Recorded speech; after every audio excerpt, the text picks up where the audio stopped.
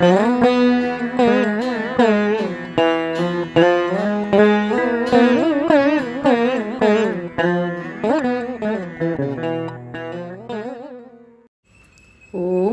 ஆதிமூல கணபதியே போற்றி போற்றி. ஆதி எனும் சொல்லானது துவக்க நிலையான மூலத்தினை குறிக்கும்.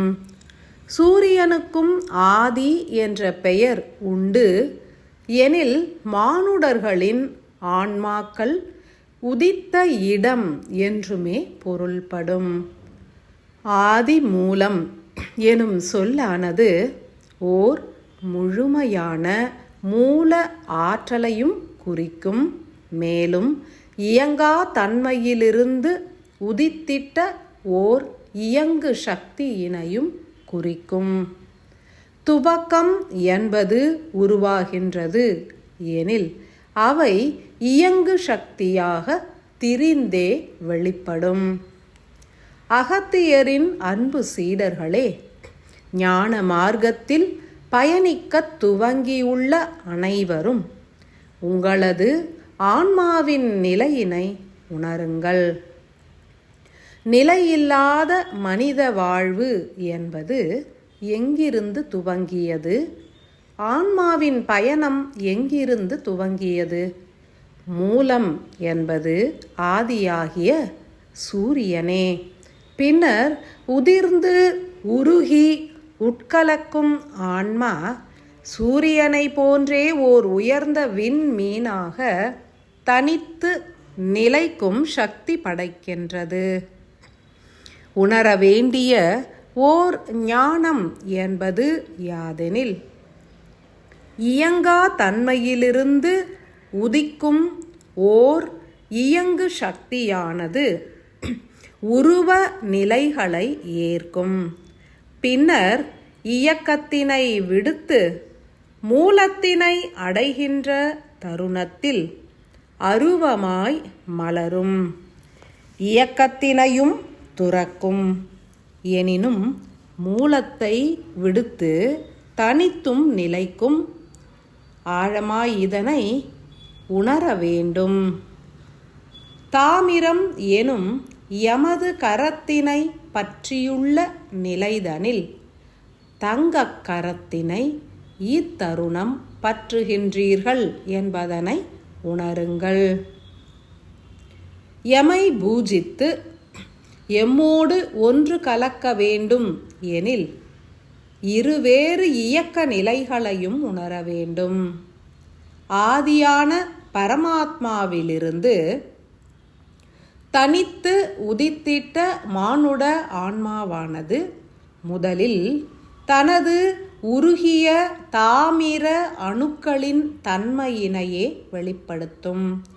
பின்னர் தங்க கனிம ஆற்றலானது ஓர் ஆன்மாவிலிருந்து உருகி வெளிப்படத் துவங்கும். அணுக்களிலிருந்து வெப்ப இழைகள் இரண்டும் உருகி வெளிப்பட்டால் உடன் இயக்கமானது துவங்கிவிடும். மூலமான பரமாத்மாவிலிருந்து விடுபட்டு ஜீவாத்மாவின் ரூபத்தினையும் ஓர் ஆன்மா ஏற்றுவிடும். ஒவ்வொரு அணுவிற்குள்ளும் 4 வகை கனிம ஒளி சக்திகள் அடங்கியிருக்கும். அவற்றினுள் அநேக ஒளிக்கற்றைகளும் அடங்கும். எனினும் 4 ஒளிகளே துவக்க நிலையில் ஒன்றன் பின் ஒன்றாக உருகி வெளிப்படும். மனிதர்கள் யாவரும் பிறவி கண்டு இயங்குவதும் இதன் மூலமே என்றுணர்க. அணுக்களின் கூட்டுச் சேர்க்கையே ஆன்மாவாகும். எனில் ஒளிக்கற்றைகளின் மூலமே ஆன்மாவானது பிரிந்து இயங்கத் துவங்குகின்றது. இத்தருணத்தில் உயிர் அணு என்றும் ஆன்ம அணு என்றும் பிரிந்து இயங்கிடும் தன்மையினை பெற்றுள்ள ஓர் மானுட ஆன்மா தனது அணுத்தொகுப்பிலிருந்து 2 கூறுகளாக பிளவுறும். ஒத்த தன்மையான வெப்ப சக்தியினை உடைய தங்கமும் தாமிரமும் தனித்த ஒளி இழையாகி அவையே உயிர் அணுவாக உருமாறுகின்றன. காந்த சக்தியினை உடைய வெள்ளி மற்றும் பாதரச ஒளி இழைகள் அடங்கிய அணுக்கள் ஆன்மா எனும் ரூபம் ஏற்று சிறைப்பட்டு விடுபட்டு பரமாத்மாவினை நோக்கியே பயணிக்கின்றது.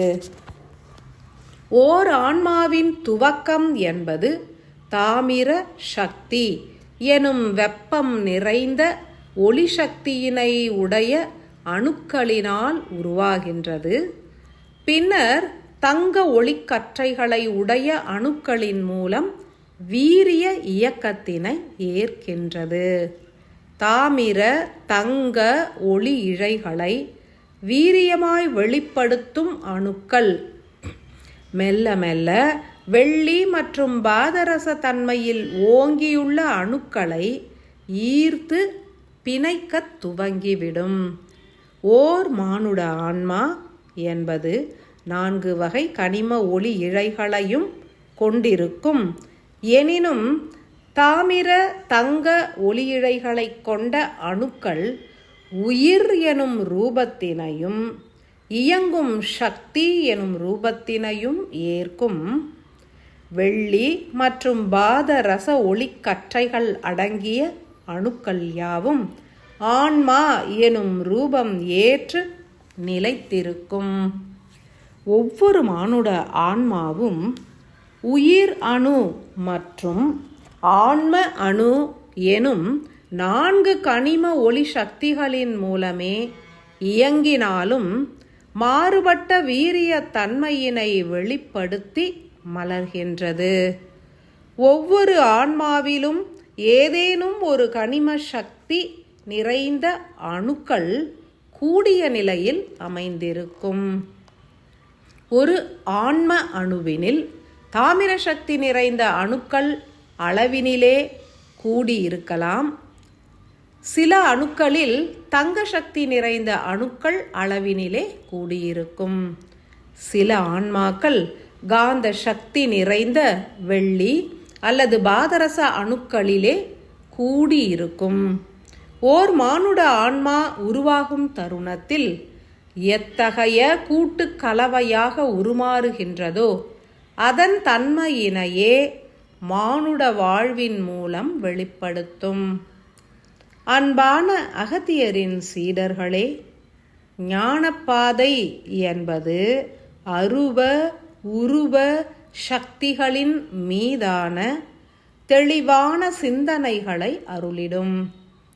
மெல்ல மெல்ல ஞானப்பாதையினில் பயணித்து சத்தியம் உணருங்கள்.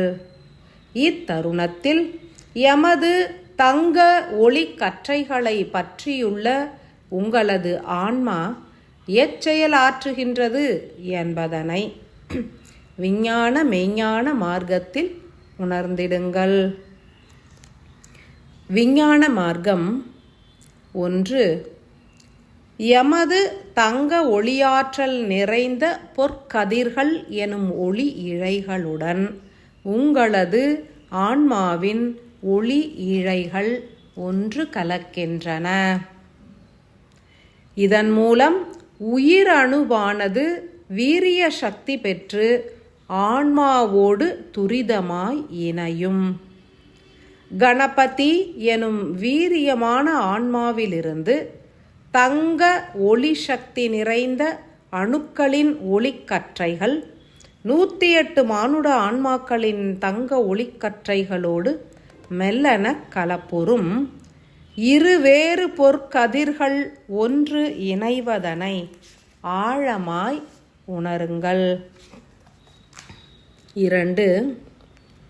தாமிரம் மற்றும் தங்கம் எனும் இருவேறு ஒளிக்கற்றைகள் அடங்கிய அணுசக்தியானது உயிர் எனும் நாமம் ஏற்றது. எனில் எமது உயிரோடு உங்களது உயிர் ஒன்று கலப்பதனை உணருங்கள்.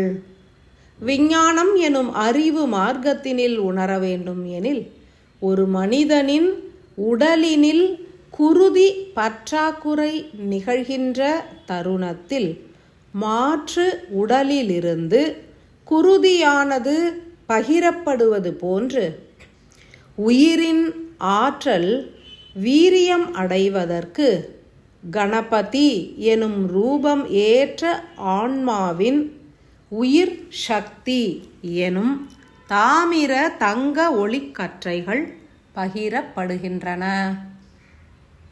மெய்ஞானம் 1. மெய்ஞானம் எனும் உணர்வு நிலைகளில் உணர வேண்டும். முதன்மையாக ஆன்மா எனும் இறைவனை நோக்கிய ஈர்ப்பு சக்தி அதிகரிப்பதனை உணரலாம். உயிர் வீரியம் அடைந்தால் ஆன்மா எனும் காந்த சக்தியால் ஈர்க்கப்படும். எனில் உங்களது வாழ்வினில் இறைவனை அடைய வேண்டும், உணர வேண்டும் எனும் தாகம் பெருகி இருப்பதனை உணரலாம். 2. உயிரின் வீரியம் பெருகினால் ஆன்மாவினால் ஈர்க்கப்படும். எனில் இறைவனின் தொடர்பு நிலை கிட்டும். இது காலம் வரை உருகி உருகி இறைவனை பூஜித்த ஆன்மாக்கள் இறை தொடர்பினை பெறுகின்றனர். அதன் மூலம் கணபதியின் இயங்கு சக்தி எனும் உயிராற்றலின் தன்மையினை உணரலாம்.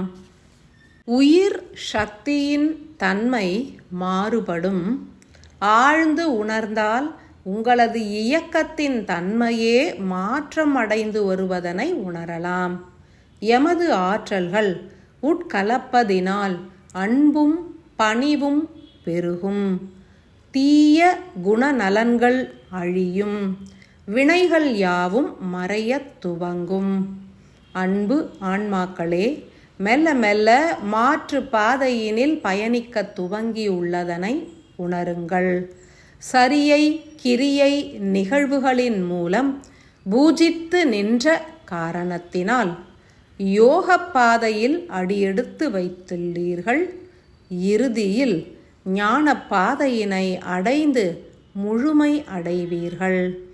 எமது வெள்ளிக் கரத்தோடு பிணைவதற்கு காத்திருங்கள். உணர்ந்து பூஜித்து ஏற்றிடுங்கள். அன்பு நிறைந்த ஆசிகள்.